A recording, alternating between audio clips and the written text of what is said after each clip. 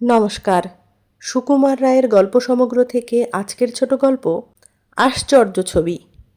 Japan দেশে সেকালের এক চাষা ছিল। তার নাম কিকিৎসুম। ভারী গরিব চাষা, আর যেমন গরিব তেমনি মূর্খ। দুনিয়ার সে কোনোই খবরই জানত না। জানত কেবল চাষবাসের কথা, গ্রামের লোকেদের কথা, আর গ্রামের যে বুড়ো বজ্ঞে পুরোহিত তার ভালো ভালো উপদেশের কথা। চাষার যে স্ত্রী তার নাম লিলিৎসি।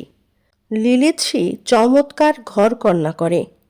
বাড়ির ভিতর সব তক্তাকে ঝরঝর করে গুছিয়ে রাখে, আর রান্না করে এমন সুন্দর যে চাষার মুখে প্রশংসা আর ধরে না। কিকিৎসুম কেবলই বলে, এত আমার বয়স হলো, এত আমি দেখলাম শুনলাম, কিন্তু রূপে গুণে এর মতো আর একটি কোথাও দেখতে পাইনি। লিলিৎসি সে কথা যত শোনে ততই খুশি হয়। একদিন হয়েছে কি, কোথাকার এক শহুরে বড় মানুষ এসেছেন সেই গ্রাম দেখতে। তার সঙ্গে ছিল তার ছোট্ট মেয়েটি, আর মেয়েটির ছিল একটি ছোট্ট আয়না।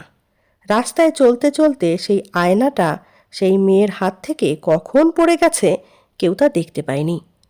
কিকিৎসুম যখন চাষ করে বাড়ি ফিরছে, তখন সে দেখতে পেল রাস্তার ধারে ঘাসের মধ্যে কি একটা চকচক করছে। সে তুলে দেখল একটা অদ্ভুত চ্যাপ্টা চৌকোনা জিনিস। সে কিনা কখনো আয়না দেখেনি। তাই সে ভয়ানক আশ্চর্য হয়ে ভাবতে লাগলো, এটা আবার কী রে? নেড়ে চেড়ে দেখতে গিয়ে হঠাৎ সেই আরশির ভিতরে নিজের ছায়ার দিকে তার নজর পড়ল। সে দেখল কে একজন অচেনা লোক তার দিকে গম্ভীর হয়ে তাকিয়ে আছে।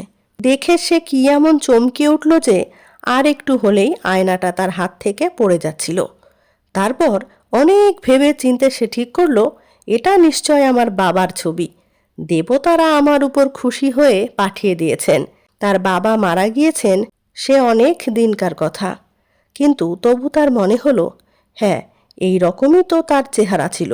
তারপর কি আশ্চর্য, সে দেখল তার নিজের গলায় যেমন একটা রূপার মাদুলি, ছবির গলায়ও ঠিক তেমনি। এ মাদুলি তো তার বাবারই ছিল। তিনি তো সর্বদাই এটা গলায় দিতেন।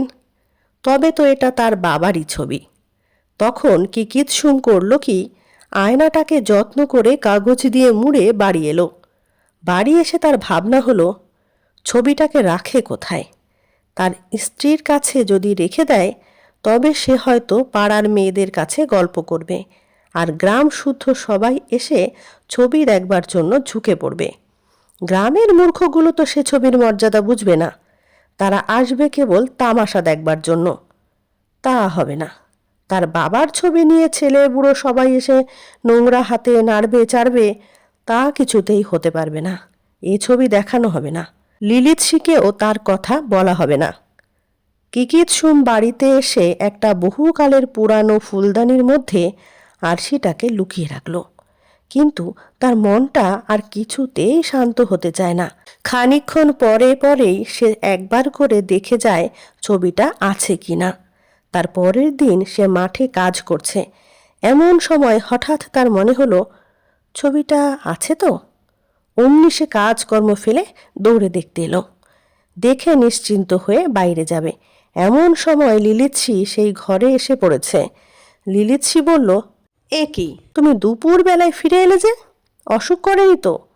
কিকিৎসুম থতমত খেয়ে বলল, না না, হঠাৎ তোমায় দেখতে ইচ্ছা করলো, তাই বাড়ি এলাম।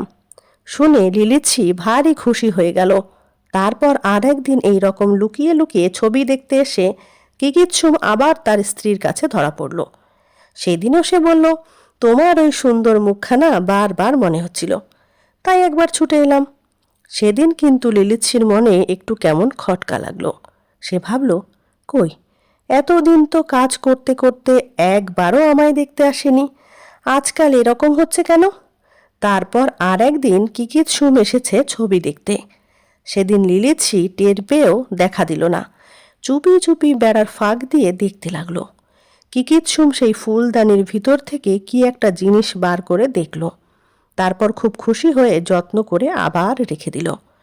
কিকিৎসুম চলে যেতেই লিলিৎসি দৌড়ে এসে ফুলদানির ভিতর থেকে কাগজে মোড়া আরশিটাকে টেনে বার করলো। তারপর তার মধ্যে তাকিয়ে দেখে অতি সুন্দর এক মেয়ের ছবি। তখন যে তার রাগটা হলো, সে রাগে গজ গজ করে বলতে লাগলো, এই জন্য রোজ বাড়িতে আসা হয়, আবার আমায় বলেন তোমার মুখখানা দেখতে এলাম, তোমার মতো সুন্দর আর হয়ই না। মা গো, কি বিশ্রী মেয়েটা, হুৎকা মুখ, থ্যাবড়া নাক, ট্যারচা চোখ, আবার আমার মতো করে চুল বাঁধা হয়েছে। দেখো না কীরকম হিংসুটে চেহারা। এই ছবি আবার আদর করে তুলে রেখেছেন আর রোজ রোজ আহ্লাদ করে দেখতে আসেন। লিলিৎসির চোখ ফেটে জল আসলো। সে মাটিতে উপুড় হয়ে কাঁদতে লাগলো। তারপর চোখ মুছে আর একবার আরশির দিকে তাকিয়ে বলল, মেয়েটার কি ছিচকাদুনে চেহারা, এমন চেহারাও কেউ পছন্দ করে? সে তখন আয়নাটাকে নিজের কাছে লুকিয়ে রাখল। সন্ধ্যার সময় কিকিৎসুম বাড়ি এসে দেখল লিলিৎসি মুখ ভার করে মেঝের উপর বসে রয়েছে। সে ব্যস্ত হয়ে বলল, কি হয়েছে? লিলিৎসি বলল, থাক থাক, আদর দেখাতে হবে না, নাও তোমার সাধের ছবিখানা নাও, ওকে নিয়েই আদর করো, যত্ন করো, মাথায় করে তুলে রাখো। তখন কিকিৎসুম গম্ভীর হয়ে বলল, তুমি যে আমার ছবিকে নিয়ে তাচ্ছিল্য করছো, জানো ওটা আমার বাবার ছবি। লিলিৎসি আরও রেগে বলল, হ্যাঁ তোমার বাবার ছবি, আমি কচি খুকি কিনা? একটা বলে দিলেই হলো। তোমার বাবার কি অমনি আহ্লাদে মেয়ের মতো চেহারা ছিল? কথাটা শেষ না হতেই কিকিৎসুম বলল, তুমি না দেখেই রাগ করছো কেন? একবার ভালো করে দেখোই না। এই বলে কিকিৎসুম নিজে আবার দেখল আরশির মধ্যে সেই মুখ। তখন দুজনের মধ্যে ভয়ানক ঝগড়া বেঁধে গেল। কিকিৎসুম বলে, ওটা তার বাবার ছবি। লিলিৎসি বলে, ওটা একটা হিংসুটি মেয়ের ছবি। এই রকম তর্ক চলছে। এমন সময়ে গ্রামের যে বুড়ো বজ্ঞে, সে তাদের গলার আওয়াজ শুনে দেখতে এলো ব্যাপারখানা কি। পুরুত ঠাকুরকে দেখে দুজনেই নমস্কার করে তার কাছে নালিশ লাগিয়ে দিল। কিকিৎসুম বলল, দেখুন আমার বাবার ছবি, সেদিন আমি রাস্তা থেকে কুড়িয়ে পেলাম, আর ও কিনা বলে যে ওটা কোন এক মেয়ের ছবি। লিলিৎসি বলল, দেখলেন কি অন্যায়, এনেছেন একটা গোমরামুখী মেয়ের ছবি আর আমায় বোঝাচ্ছেন ওই নাকি তার বাবা। তখন বজ্ঞে ঠাকুর বললেন, দাও তো দেখি ছবিখানা। তিনি আরশি নিয়ে মিনিট পাঁচে খুব গম্ভীরভাবে তাকিয়ে রইলেন। তারপর আয়নাটাকে সাষ্টাঙ্গে প্রণাম করে বললেন, তোমরা ভুল বুঝেছ, এ হচ্ছে অতি প্রাচীন এক মহাপুরুষের ছবি। আমি দেখতে পাচ্ছি ইনি একজন যে সে লোক নন। দেখছো না মুখে কি গম্ভীর তেজ, কীরকম বুদ্ধি আর পাণ্ডিত্য, আর কি সুন্দর প্রশান্ত অমায়িক ভাব। এ ছবিটা তো এমন করে রাখলে চলবে না।